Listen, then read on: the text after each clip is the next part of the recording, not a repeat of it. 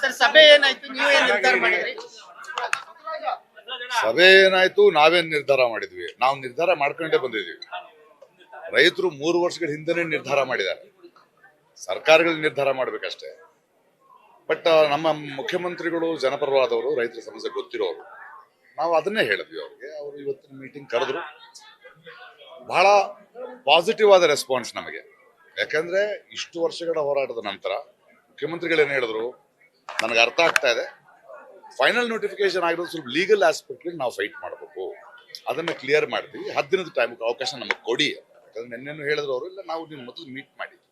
So ನಾವು ರೈತರಿಗೆ ಏನು ಹೇಳಬೇಕು?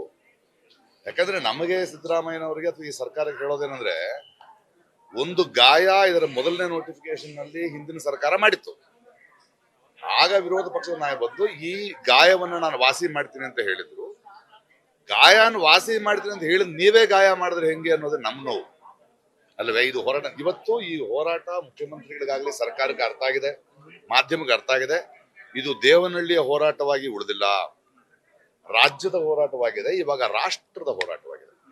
ಬೇರೆ ಬೇರೆ ಸಂಘಟನೆಗಳು, ನಾವು ಡೆಲ್ಲಿಗೆ ಹೋಗಿದ್ವಿ, ಅಲ್ಲಿ ಸ್ಟ್ಯಾಂಡಿಂಗ್ ಕಮಿಟಿನಲ್ಲಿ ಮಾತಾಡಿದ್ವಿ. ಮೇಧಾ ಪಾಟ್ಕರ್ ಅಂತವ್ರು, ಕಿಸಾನ್ ಮೋರ್ಚಾ ಅಂತವ್ರು, ಬೇರೆ ಬೇರೆ ಸಂಘಟನೆಗಳು ಎಲ್ಲರ ಬಲ ಬರ್ತಿರ್ಬೇಕಾದ್ರೆ ಅಂದ್ರೆ ಎಲ್ಲರಿಗೂ ಅರ್ಥ ಆಗ್ತಾ ಇದೆ. ಅದು ಪರಿಸರವಾದಿಗಳಿರ್ಬೋದು, ಇವತ್ತು ಮುಖ್ಯಮಂತ್ರಿಗಳು ಮಾತಾಡಿದ ದೇವನೂರು ಮಹಾದೇವ್ ಅವರು ನನ್ನ ಜೊತೆ ಮಾತಾಡಿದ್ರು. ಅಂದ್ರೆ ಎಲ್ಲರೂ ಮುಖ್ಯಮಂತ್ರಿಗಳಿಗೆ ಈ ವಿಷಯಗಳನ್ನ ಹೇಳ್ತಾ ಇದೀವಿ. ಇದು ಕಾನೂನು ರೀತಿಯ ಯಾವುದೇ ರೀತಿಯಾದ ಇಕ್ಕಟ್ಟುಗಳು ಬರೋದಿಲ್ಲ. ಒಂದು 10 ದಿನ, ಒಂದು ಸರ್ಕಾರ ಅಂದ್ಮೇಲೆ ನಾವು 10 ದಿನದ ಡ್ಯೂ ಪ್ರಾಸೆಸ್ ನಲ್ಲಿ ಅದು ಫೈನಲ್ ನೋಟಿಫಿಕೇಶನ್ ಆಗಿರೋದ್ರಿಂದ 10 ದಿನಗಳ ಕಾಲ ಅವಕಾಶ ಕೊಡೋದು ನಾವು ರೆಡಿ. ಆದ್ರೆ ಎಲ್ಲಾ ಚರ್ಚೆಗಳನ್ನು ಮಾಡಿದ್ವಿ. ರೈತರ ಭೂಮಿ ರೈತರಿಗೆ ದಕ್ಕುತ್ತೆ ಅನ್ನೋ ನಂಬಿಕೆ ಇದೆ, ಆ ಭರವಸೆ ನಮಗಿದೆ. ಇದು ಬಹಳ ಚಾರಿತ್ರಾತ್ಮಕವಾದ ಒಂದು ನಿರ್ಧಾರ ಆಗುತ್ತೆ. ಸಿಎಂ ಭರವಸೆಯಿಂದಲೇ ನೀವು ಹೋರಾಟ ಕೈ ಬಿಡ್ತೀರಾ ಸರ್? 3 ವರ್ಷದ ಹೋರಾಟ ನಿಲ್ಲುತ್ತಾ ಅಥವಾ ಭರವಸೆ ಬಹುಶಃ ಇನ್ಮೇಲೆ ಹೋರಾಟ ಮಾಡಬೇಕಾದ ಅವಶ್ಯಕತೆ ಇಲ್ಲದೆ ಇರ್ಬೋದು.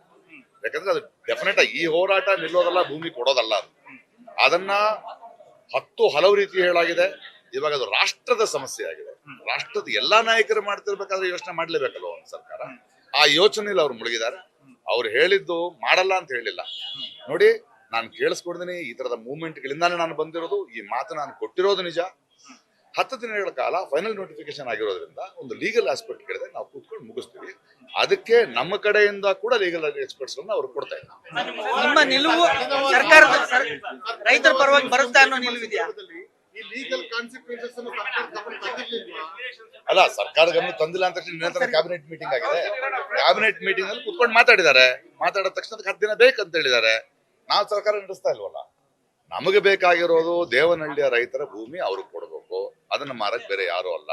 ಎಲ್ಲವನ್ನ ಎತ್ತಿ ಹೇಳಿದೀವಿ. ನೀವು ಈಗಾಗಲೇ ಬ್ಯಾಂಕಿಂಗ್ ನಲ್ಲಿ ಇಟ್ಕೊಂಡ್ರು ಭೂಮಿ ಎಷ್ಟು ಖಾಲಿ ಬಿದ್ದಿದೆ, ಅಲ್ಲಿ ಯಾಕೆ ಮಾಡ್ತಾ ಇಲ್ಲ? ಬೆಂಗಳೂರು ನಗರನ ಯಾಕೆ ಹಾಳು ಮಾಡ್ತಾ ಇದೀರಿ? ಹಸಿರನ್ನ ಯಾಕೆ ಹಾಳು ಮಾಡ್ತಾ ಇದೀರಿ? ಇದಕ್ಕಿಂತ ಹೆಚ್ಚೇನು ಹೇಳ್ಬೇಕಾಗತ್ತೆ ಹೇಳಿ?